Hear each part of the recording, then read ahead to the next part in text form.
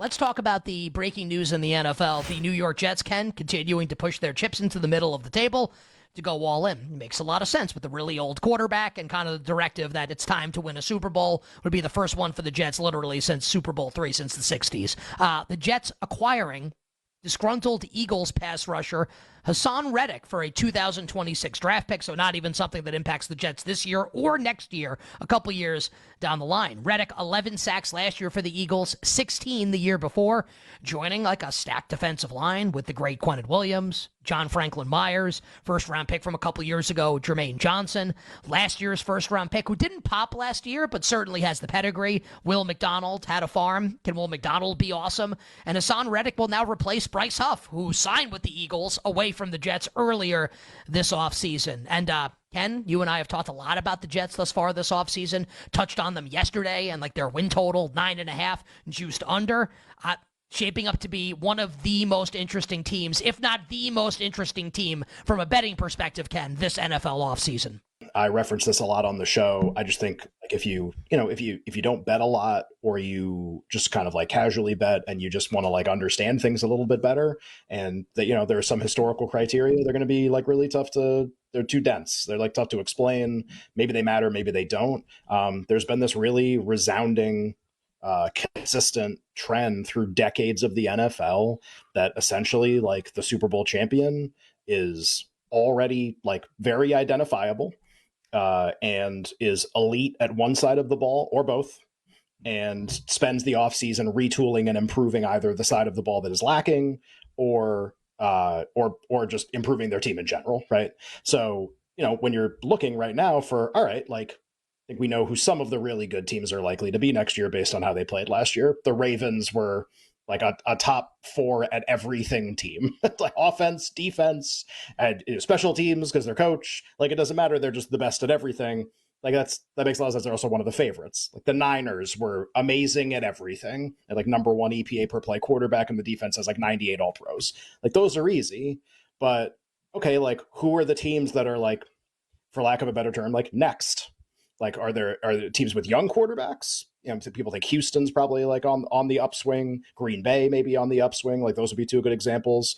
And then, you also kind of view it through this prism of, all right, like if you look at the DVOA standings from last year, like rankings from last year, like a team that's been top 7 in offense or defense has won every single Super Bowl for 20 years. Like if you just make this short list of who was top 7 in one or the other, your Super Bowl champion has been on that list for 20 years.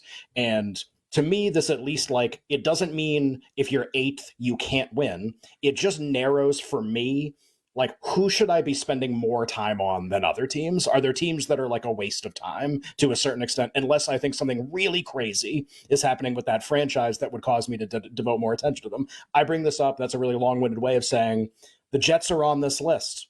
They were in the top 4 in defense last year. It's them and the Browns and the Ravens, like these, the elite defenses last year. The Jets are on that list, and they were dead last in offense. And, Reddick, obviously a defensive player. So it's not like, well, they're improving the side of the ball that needs help. Like, yeah, but they are improving, they're adding, and they're also have spent a lot of the offseason attempting to basically build an offensive line from scratch, which is one of the reasons why they were dead last. Now, here's what's so interesting about the Jets. So I mentioned like, well, you usually want to be really good at one side of the ball, and the Jets are. So you might be thinking like, well, maybe Jets can win the Super Bowl this year. Like Rodgers comes back, the defense is really good. This actually historically makes a lot of sense. No team has ever been as bad as the Jets were last year, though, and done it. And the Jets are in a very unique situation. There are very few teams historically that had what happened to the Jets happen to them, where you have like this, Hall of Fame quarterback, and in the first quarter of the first game of the season, he's out for the year. And not only is there no backup plan, the backup plan is the worst thing you could possibly imagine. Like, how many of those data points you got in your last 20 years? And this is where I think there is a differentiator, between them and the team that is rated as the favorite to win the division, which is the Bills. So the Bills draw everything I just said about the Jets. The Bills draw those teams too. Obviously, they play in the same division. The Bills, as their unique games, draw Baltimore, Kansas City, and Detroit. That might be the 3 best teams in the league. It's actually totally possible. San Francisco will be in that mix too, for sure. Like maybe draw the 3 best teams in the league. That's pretty rough. And the Jets don't draw any of them. Okay, well, who do the Jets draw if they don't draw those 3 teams? They draw Denver, who I don't know if anybody noticed, opened with one of the lowest win totals in the NFL a couple days ago. They draw Pittsburgh, who I like, but hey, like, who would you rather play? Like, right now, who would you rather play, Pittsburgh or Baltimore? Everybody would pick Pittsburgh. Like, I like Pittsburgh, and I'd pick Pittsburgh if I was, building a schedule. And then instead of the Lions, they play the Vikings, who might start J.J. McCarthy at quarterback this year. Like, or Sam Darnold. I can't imagine. I can't imagine a 3-game difference between two teams in the same division that has a bigger win probability difference between two teams than the Bills and the Jets this year. I mean, it's, what is it, like a win and a half in terms of like the difference, but in 3 games where it's like, yeah, the Bills, depending on where those games are played, the Bills could be dogs in all 3. And it's like, oh, well, what about the Jets? Well, no matter where the games play, they're actually favored over all 3. No matter play on the moon, they're favored over all 3. Probably. If they play at Pittsburgh and the Steelers are pretty good, maybe the Steelers are a small favorite in the game. Like, that's a massive difference. And yeah, I agree with you. Like, how did you feel about the Jets last year? Like, I don't remember what we said. Like, I remember what I said, but I don't remember what we did on the show about them. Were you really pro? I think I'll quote you in something that I know you said, and I agreed with you. And when we were talking about the Jets, just along with the balance of other teams in the National Football League, you can't say what I'm about to say about every team in the league. And by the way, it applies this year also. And it's the Jets last season and heading into this season, as long as number 8 is upright. Their ultimate upside is to win the Super Bowl. Like, they're a team that could actually get there and, like, raise the Lombardi trophy at the end of the year. So I think, like, we could have seen it going, I think, probably like 9-8, 10-7 last year, but also acknowledging that if everything goes right, why can't they go 14-3? Why can't they? So I kind of feel the same way about the Jets going into this year as I did last year, except the team's better now. Right? Right. I mean, we could be in a situation where, like, let's say Houston loses to Duke or Purdue loses to Gonzaga tonight or something like that. UConn's going to be a minus to win the title before with the Elite 8 round still to play. 3 down, 3 to go. What are they? Like minus 150. I mean, sheesh, like, you'd be hard-pressed to remember a tournament that fits that, in modern times, that fits that description, where the distance between them and everybody else is so massive, and all the roadblocks to them winning are just being removed one by one before they even get to the games, basically, where it's like, oh, well, who would they get in the Final Four now? I don't know, a team they'd be a 17-point favorite over, probably, something like that. I mean, just, what are these numbers going to be? Alabama wouldn't be that big, obviously, but just, you get the idea. It's setting up that way, which doesn't mean they can't lose, just... how's it going to happen? Maybe it's Illinois tomorrow. Maybe it's. I don't think it's ever the Final Four game. I think the winner of Illinois UConn beats the next team. But we've been wrong about Alabama and Clemson a couple times. We could be wrong again. We could be wrong again after that. You bet with Nick and Ken here on a Friday, lamenting Thursday night's results in the NCAA tournament, spinning it forward. There's like a lot of different things we can do here. We'll do it move for tonight later in the show. There's a lot of topics we can do. I kind of want to bring this up though, and I was thinking about this last night. I was thinking about a lot last night, just pondering life, finances, bets. UConn wins the national title, and maybe they don't like win every game by 30, but they win comfortably. Let's say they beat Illinois by 30. Even if they don't cover the spread, they win the game. They might win Final Four Saturday by 30. Yeah. Is this the best college basketball run ever? So I mean, what's it alongside? Right? It's alongside Florida. It's alongside like the Duke 2-year run where they won once, right? Yep. And lost to UNLV. 90-91. Yep. Yeah.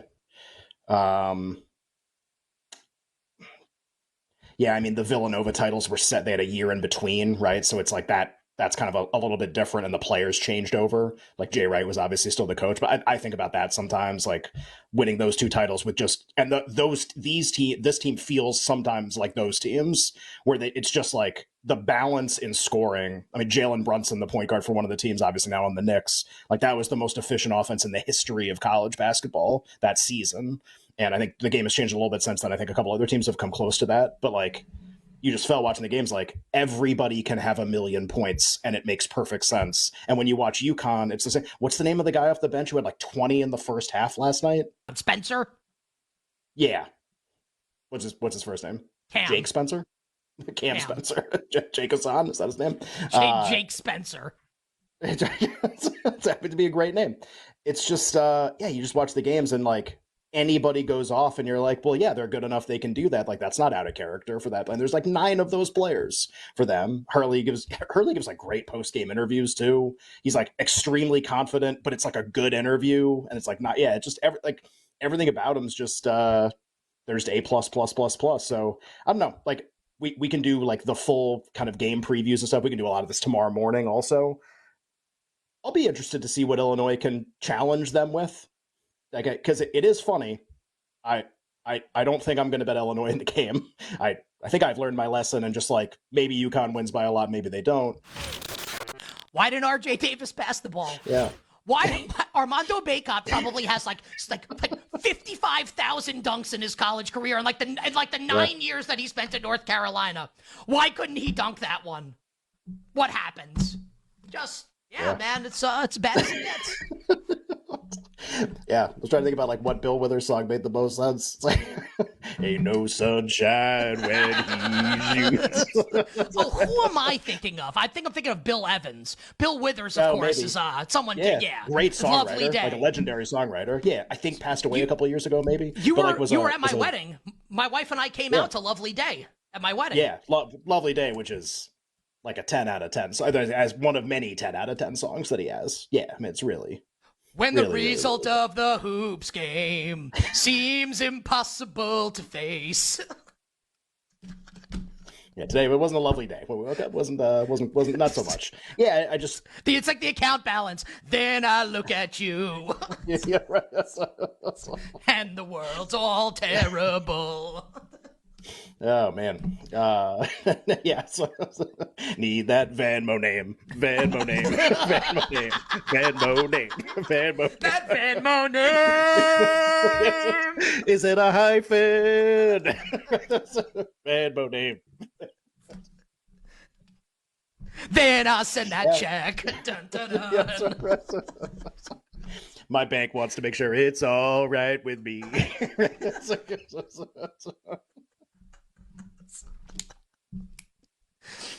Yeah, Venmo name. Yeah, that's a new song. Yeah, by Jalen Withers.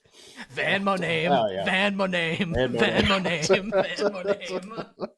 Are there characters?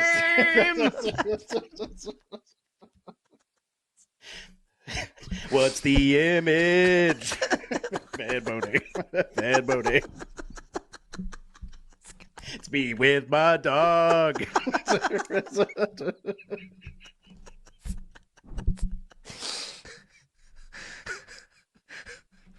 Then I click accept.